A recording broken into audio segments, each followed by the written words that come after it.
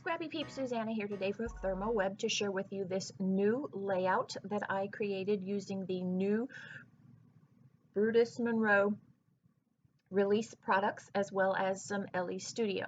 So I'm going to start with the toner sheets. There are two different designs, packages of toner sheets.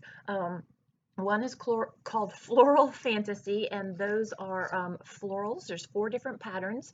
And then the other one is Really Radiant, and that has the numbers, the speech bubbles, and a few other things. But the numbers and the speech bubbles are what I'm going to use, and then I'm going to use in so there's the number sheet, the speech bubble, I apologize. Those are the small card size ones. They're the card fronts, but you saw from the Floral Fantasy, I used the letter size sheet. So it's a letter size sheet, but it's printed at 8 by 10.5 inches. And that green there is also from Brutus Monroe. And that is called Green Sketch, that transfer sheet there. So I don't need the whole sheet of that, but I am using that particular size because I want those size florals, which I'm going to fussy cut for my layout. So while these are the ThermOWeb products created in conjunction with Brutus Monroe, we also have some of the new dyes that were released by Brutus Monroe himself, or themselves I should say, and those are available over on their website. So I am using some of the Christmas dyes to create a Christmas morning layout. There is a lot of shimmer here using a lot of the toner sheets, and I'm also using on that particular sheet there are 2 new transfer sheets that are being released, and that is Pewter Ripples, the silver, which I'm using for that angel, and then the copper ripples. What's really cool about these rippled transfer sheets is literally, be sure to go and check out my Instagram, because I have this really cool video of as you move the light into it, it literally reflects the rainbow. It's really cool. So the ripples, the way it catches the light, creates this really cool color effect. You can see it right there under the lights. Super, super cool the way that it reflects back color. So what I've done with that is I have put that onto just a solid toner sheet that is sticky backed, and I'm now going to run that through my Big Shot and get an angel to use as an embellishment for my page. So Brutus Monroe also and ThermOWeb have a red ripple color, but I don't have that. I might have used that for the numbers, except that, like I said, there's a lot of shimmer on here already, and I had to be a little bit more constrained about my use of all of this foil here, because it ends up being a very busy layout. So my idea of using the numbers in the Really Radiant toner sheets is I wanted to indicate how we think a lot about numbers around Christmas time, and the number 25, December 25th, is very significant. And then there we go. For the speech bubbles, I really wanted to use that stamp that said ho ho ho, so it's sort of a play on embellishments there. So these photos I have 2 photos. One is of the silhouette of my daughter at the Christmas tree on Christmas morning before the chaos began, and the other is my son and my daughter. And because there is so much color in the layout, I went with, especially there's even more color in the photos, I went with those silhouettes intentionally and converted them to black and white. One of the things you're going to see a lot of struggle here, and if you follow my videos, you're going to see the Susanna shuffle. When I use multiple photos, I either, especially 2 of the same size, I typically like them to be side by side and overlapping a little bit, but because of the arrangement of the embellishments here and the toner sheets, I can't do that. I probably could have, but trying to get the balance between shimmer and matte paper and color and black and white and size, it became a little overwhelming, and so that is where the struggle lies in the shuffle. You will also see that I will start and stop the video several times. I had to walk away at a certain point because it was just, I felt like I had a million things going on and nothing was really structured and grounded. So I've got that strip of the LE Studio with all of the colors that you can see on my on the right of the screen there. That's going to go up the top, and I like the way that that unites everything and ties it together. And then I also have, you can see the die. It's one of the lace dies from Brutus Monroe, and that I'm going to cut out in black so that I have some black up the top to integrate the rest of the black that's in the layout. So that angel is sort of a doily die, so lots of little bits and pieces that need to get poked out. I had done that, as I said before, on a solid sticky back toner sheet, and so I don't have to apply adhesive to it. I literally just have to get all of the extra fluff out of that.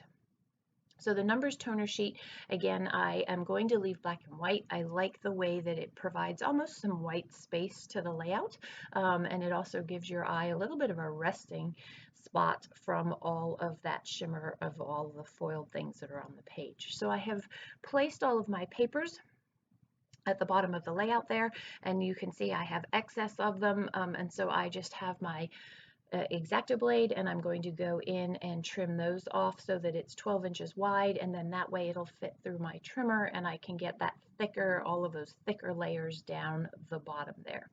So that ends up being the foundation of what it is that I am going to do with the actual layout. It's just a matter of getting some of the finer details. So you can see here where I'm struggling with those two photos being not connected.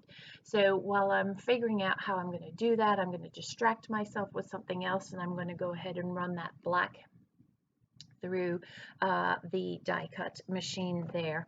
And what I should have done was I should have put some easy cut adhesive behind that black paper, and that way I would have had adhesive to the back of it, but I forgot. So instead, I am going to rub that over some sticky dots, which will apply some adhesive to the back of that. With it being another fine lace, I want to have an easy apply adhesive. So I don't like the green there because I know I want to cut a Christmas tree from that green, and so I decided I wanted to use this stripe, and in my haste to get that there, and my frustration with all the shuffling of all of this, you can see, I'm going to point it out in a minute. Oops, I forgot that. I needed that little strip there, so easy to piece that together. And so you can see how that white stripe or the multicolor stripe gives you a little less weight of the color there, and that allows the silhouettes in the photos to stand out a little bit. So this is where I really like that second photo more on the right hand side, but how am I going to bridge that gap between the two photos? So I cut out this Christmas tree thinking, my plan all along had been the Christmas tree would be on the numbers with red numbers 25 for December 25th for Christmas morning to go on the tree. But this then separates the photos, and what I'm really looking for here is that uniting factor that is going to close that gap between the two there. I also do feel like I need a little bit more of a more vibrant red in there. I have also forgotten that I have that ho ho ho speech bubble that I need to fit in there, and that is not going to work with the angel where it is. So back to the drawing board with that. This is where I have the sticky dots that I was referring to earlier, with the plan of getting those on that border, that lace border up top. I want a little bit more blue that is not shimmery in the bottom segment there, so you can see I cut out a die tab. This is where I use the sticky dots. Now if I were smart and thinking and not frustrated, I would have put the other layer of protective sticker back down and rubbed it. Instead, I just kind of rubbed it in there, and that works as well. It was just the way I didn't do it is the more efficient way of getting that done. So again, I'm still frustrated with the bottom there because of getting that balance of colors, and that gap between the photos bothers me. So I'm going to shift my focus and work up the top a little bit. I absolutely love how these florals from the Floral Fantasy pack, they almost look like mistletoe, especially once I put the red twine up the top, which is what I'm going to do with some baker's twine that I'll just tie in a bow. There's that ho ho ho that I was referring to, so you can see how the angel actually ends up where I started off having the angel. I also tucked in that slice, that slip of green back there. Even though the tree is also green, I like the way that it just unites it, and it gives you a little bit of a darker element down the bottom there. This is that baker's twine that I was referring to. Again, I felt like I needed some crisper red in the layout.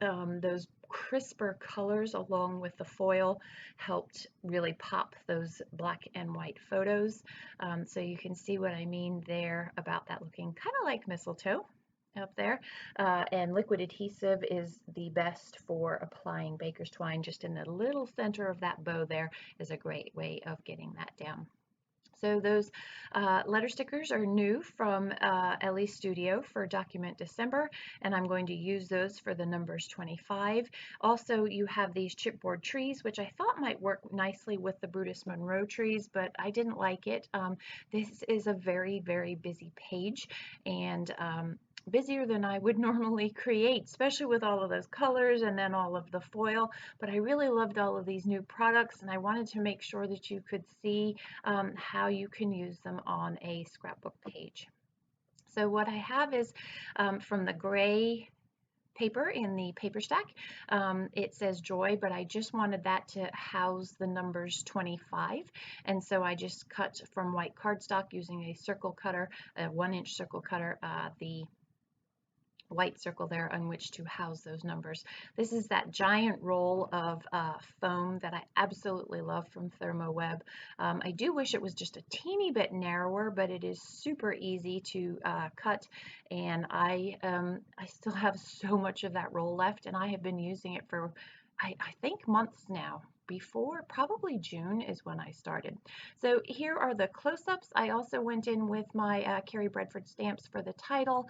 Enjoy the close-ups. If you have any questions about the new product, please don't hesitate to leave them in the box down below. Thanks for stopping in today. I hope you are doing well. Come back again soon. Take care.